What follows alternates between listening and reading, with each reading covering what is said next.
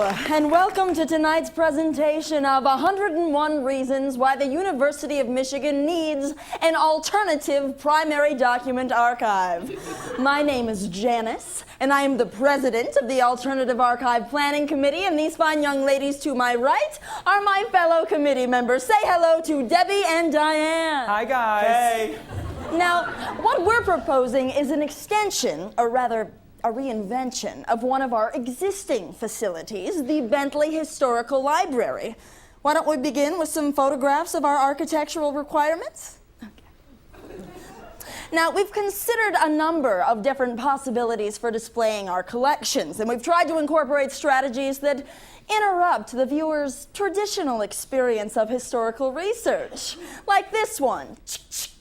This combines the fun of historical research with the fun of water parks to make the whole thing about as fun can be. We thought we should embrace the idea that we're a historical receptacle for junk. Although this early model was decidedly a bit too modest. Go blue! Then we wanted to consider the ephemerality of historical research and wanted a building that would embody the waning consequences of entropy. So we thought a giant taxidermied squirrel. The Bentley Historical Archive is an archive of primary source documents. These include photographs, scrapbooks, and diaries. Knowing this, visitors often think, wow, that's cool, but it'd be a bitch to organize. or more likely, they think, Why am I paying an arm and a leg for a storage unit when I can just keep all my shit at the Bentley? which caused the Bentley to adopt its no boxes of junk policy. If it's got 4 corners, then 4 more, it's junk. Now, for our Alternative Archive Planning Committee, a critical moment came when the beloved Frieze building was scheduled for demolition.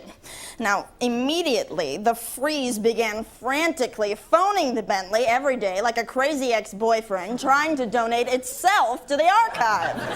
But the Bentley persisted in its no three-dimensional objects policy.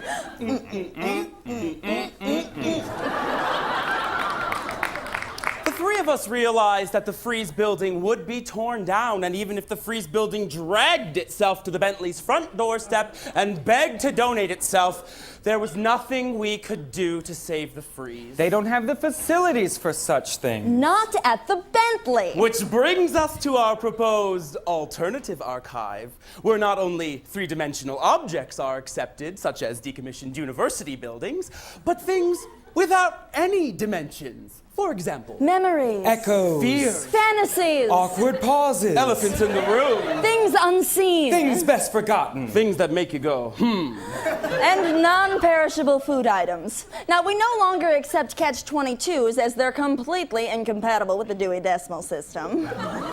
While you're exploring the Alternative Archive, be sure to check out some of our notable architectural details, including the hallway of hearsay, the fountain of freshman fears and fantasies. Look, but don't touch. The echo, chamber, where, you, can, probably, guess, what happens, there.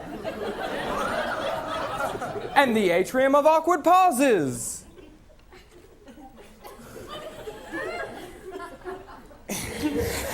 Where you can enjoy awkward pauses dating back to as early as 1817, and while you're there, you can create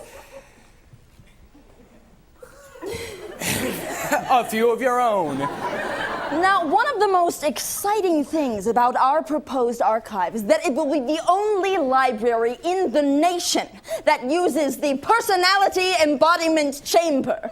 Through personality embodiment, historical researchers can become the subject of their own research.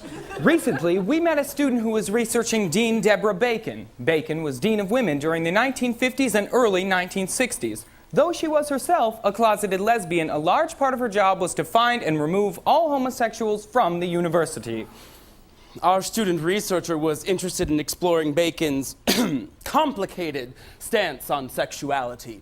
And through the personality embodiment chamber, her results went a little something like this.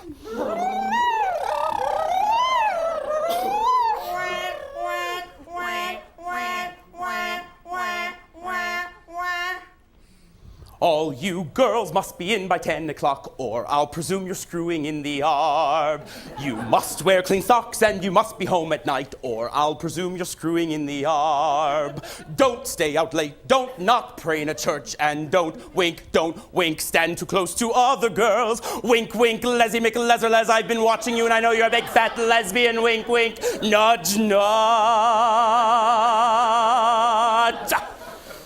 If I catch you sneaking out, you'll be out of Martha Cook, and I'll say you're screwing in the arb. With a girl. You'll find your sorry self in the bowels of Stockwell Hall with the rejects and people who do it in the arb. In the arb. Let this be a lesson to the girls who are messing in the bushes when they ought to be confessing. Trying to get erection from something that's not erection is the kind of thing that needs severe correction. So do yourself a favor and don't try that wild new flavor that the bad girls say beats grandma's cherry pie. You've got at least to try to meet a man who makes you sigh, so when he makes a touchdown you shout, "There's my guy!" Grow your hair out long and meet a boy who's nice and strong so he can cure you with his magic 6-inch dong. I said grow your hair out long and meet a boy who's nice and strong so he can cure you with his magic 6-inch dong. With his magic